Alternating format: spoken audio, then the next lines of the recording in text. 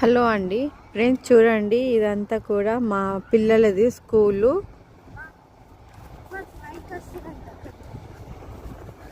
మా పిల్లల స్కూల్ ఎలా ఉందో చూడండి. కెనడాలో స్కూలు. ఇప్పుడు మాకు 5:03 అవుతుంది ఈవినింగ్. ఇంకా కొద్ది రోజులలో వింటర్ స్టార్ట్ అయిపోతుంది. చూడండి చెట్లు అయితే 3 రకాలుగా మారిపోతాయి. ఫస్ట్ గ్రీన్గా ఉంటుంది, ఆ తర్వాత ఎల్లో, ఆరెంజ్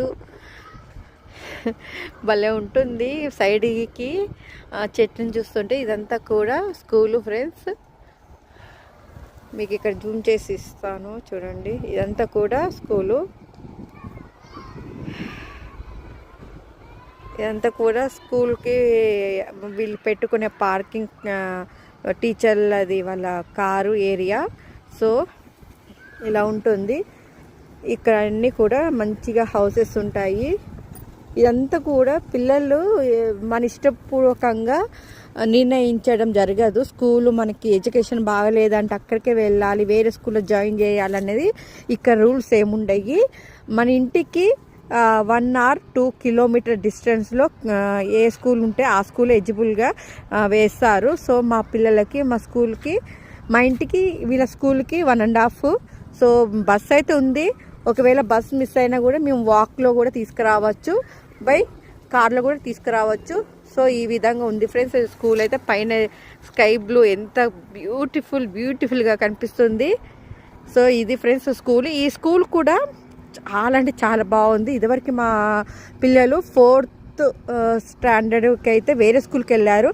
అస్సలు బాగలేదు ఫ్రెండ్స్. ఏంటంటే టీచర్స్ బాగలేరు, అసలు స్టడీ బాగలేదు, చెప్పే విధానం బాగలేదు, అస్సలు బాగలేదు. ఇదైతే చాలా స్ట్రిక్ట్ అండ్ చాలా మంచిగా నేర్పిస్తున్నారు. ఇంకోటి యాక్టివిటీస్ చాలా అంటే చాలా కూడా ఉన్నాయి. నెక్స్ట్ ఏంటంటే ఈ స్కూల్లో 8th వరకే ఉంది స్కూలు. అది కిండర్ గార్డెన్ స్కూలు. ఇదేమో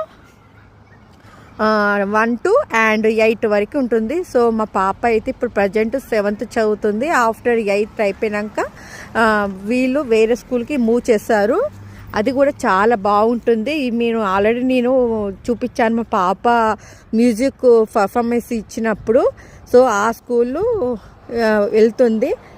చాలా అంటే చాలా బాగుంది స్కూలు. ఇక్కడ కెనడాలో ఈ విధంగా free education, free medicine, but insurance అయితే కొంచెం ఉంటుంది.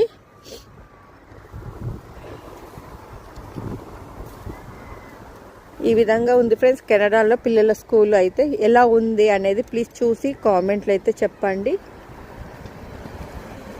పేరెంట్స్ వచ్చి ఇప్పుడు